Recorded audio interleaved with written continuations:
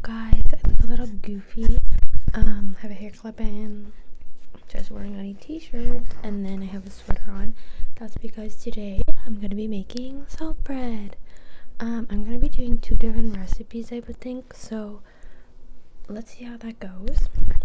What I need with me: my cutter. I pulled that up way too fast. I have a silicone mat. I have a spray bottle for water, and I have a resting rack.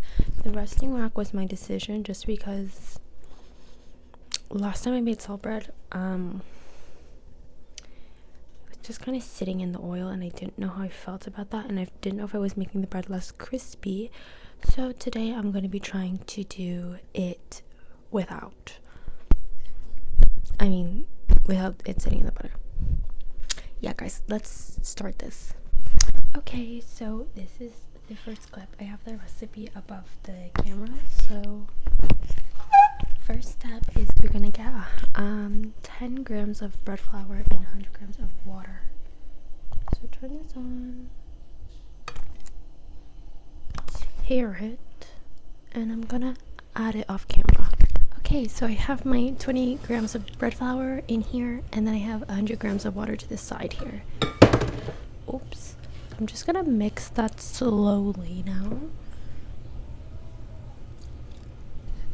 I think he said to do it very slowly, so try to get it combined. It's definitely goopy.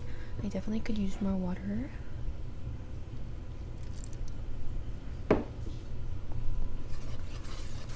think if I need more water, I can add more water, but this is just to help the dough be moist, I think. Oh, I guess I should have mentioned I should name this series Amateur Baker, because holy smokes, I don't know how to do any baking. So just FYI, if you expect a product from this, thank you for having faith, but I will warn you that I might mess this up royally, because I have never really baked bread besides this one time I made salt bread with an entirely different recipe by, I think, Erin's Cozy Kitchen. That one came out really yummy, but I kind of got lazy and didn't actually roll the bread out, so it wasn't perfect. So I'm just making sure it's smooth, because I'm pretty sure he said to make sure it's smooth while you can. This is a huge pot. This is definitely not a saucepan. I don't really know my cooking terms, so I kind of messed this up. But this is also a test run. I don't know if this will be a great recipe, but it makes 12. I want to try Aaron's Cozy Kitchen cooking today too, I think. That one, I used a stand mixer last time. I don't have a stand mixer today, so today might be a lot for myself and for you guys watching me. Mix it until smooth. I don't really know. I think it's smooth. I'm just trying to break up any flour clumps I see, which I do. I still have a little bit of water to work with after this. Should be plenty. When I put this on the heat, I don't think I can film that, just for the safety of not burning anything down. I'm gonna mix this. Oh, you guys can't even see me. I'm gonna mix this off camera just because I think it's kind of hard to mix this with hand. So this is the consistency I was able to get. There's still some clumps in here, but I'm gonna stir this as I have low heat on. Just gonna put it really low because I don't really know what to expect. I'll kind of cut this to when you guys are gonna see this a little thicker. Okay, so my scale didn't work when I put the yeast in, so I just have guessed how much yeast is in here. So that being said, let's see. I added everything: the cake flour, bread flour, sugar, salt, yeast, and milk powder into a bowl, and then mix until well combined. I could probably use a whisk for this part, but I'm just gonna use this because I know I'm gonna make the dough with this. Oops. My hands have been washed a lot, so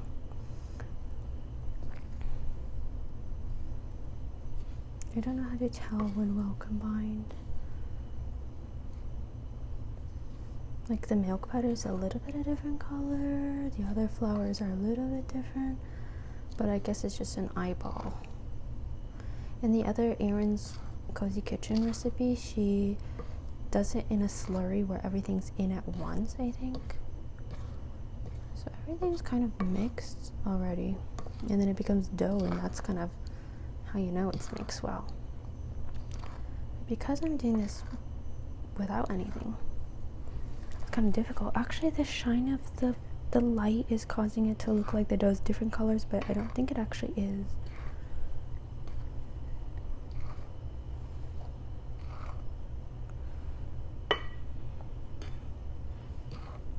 I know that this recipe calls for, I think, 12, but I think I will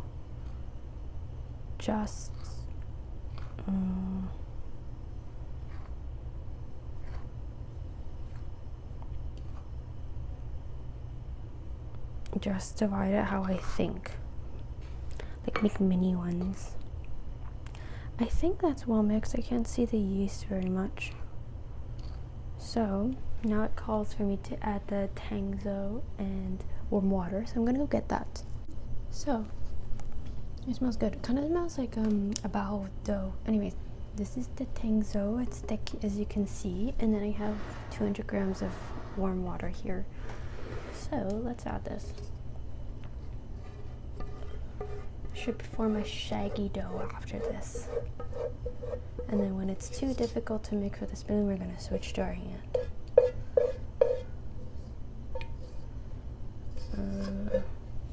I feel like with a stand mixer, it's kind of easy to just pour the water in, like while everything else is mixing. But because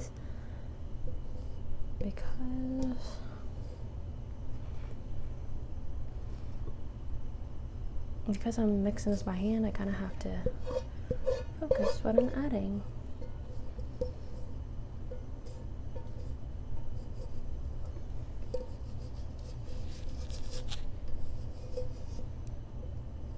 Okay, I think that's the best I will get with that. And then I'll just wipe this in.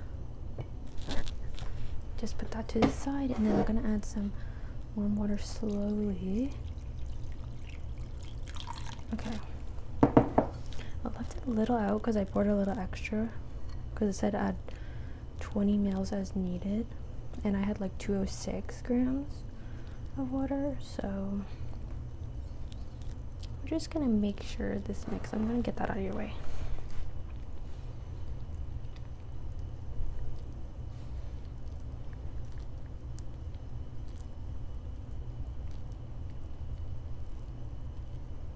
Oh shoot. It says to add the softened butter after I've made a shaggy dough, but I've run into an issue a little bit where I haven't even separated my butter yet or prepared my butter. Okay, shaggy dough is slowly forming, but there's a lot that's not even mixed yet.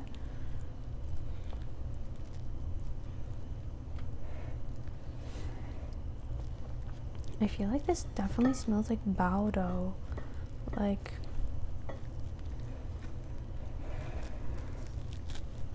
this kind of smells good.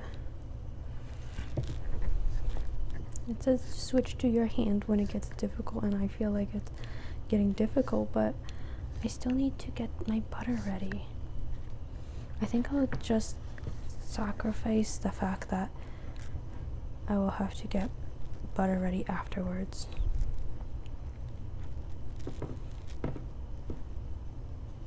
This is a different ratio than Erin's Cozy Kitchen, so also feels like there's a lot. Just gonna add a little more water. I might switch to my hands. Okay. While this is happening, I'm just gonna switch to my hand. Okay, this dough is best I can get it for now. I don't remember how much I was mixing it, but I'm gonna cover and leave for an hour. So now I have floured my surface. My dough has doubled in size, I guess, or 60 minutes. And I'm gonna portion it now, and then I'm gonna film afterwards because this is gonna get messy. I sectioned the dough off into 60-gram pieces instead of 70 as the recipe calls, just because I didn't really like how big they came out last time. So let's see how this works. Okay, so now I have my dough, I have my butter, and I have flour. So let's try. Okay, now I have egg wash these salt breads. My other recipe didn't call for it, so I still have like 6 ones right there that have an egg wash, and I'm just gonna salt these now. Oh my gosh, they're rising so nicely and they're browning. I just can't see with the glass, but oh my gosh. These are the egg washed ones. Look at the glaze. This one is so perfect and so cute. And here are the other ones. This time I put this crease underneath. If that makes sense, because I feel like with a croissant it kind of makes sense here, but it ended underneath. Okay, this is my second batch, no egg wash on it. So far it's been 10 minutes, no browning as the other ones, so this might be a bust instead of in terms of technique. I will probably do an egg wash on my actual one that I'm looking forward to. Okay, so the salt bread second batch is done. I made 2, 4, 6. The other batch I have 2, 4, 6, 8. Yeah. So as you can see, no egg wash. It looks less shiny.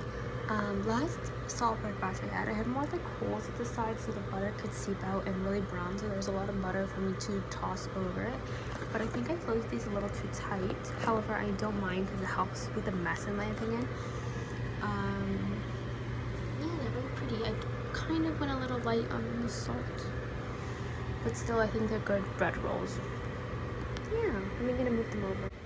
Okay, here they are all side by side. So, egg wash, which I like better because I feel like it looks more appetizing. And no egg wash. I didn't have salt, like flaky salt, so I just used regular salt. But yeah, you can see it still browns the same way. I think I maybe just need to cook it less if I want it to be less brown underneath. However, I think it still tastes normal. I'm also going to do a test where I let this sit overnight to see actually how well the crispiness holds now that I'm letting it rest. Last time I didn't let it rest, so it kind of got soft, but yeah, this one we shall see if it makes any difference.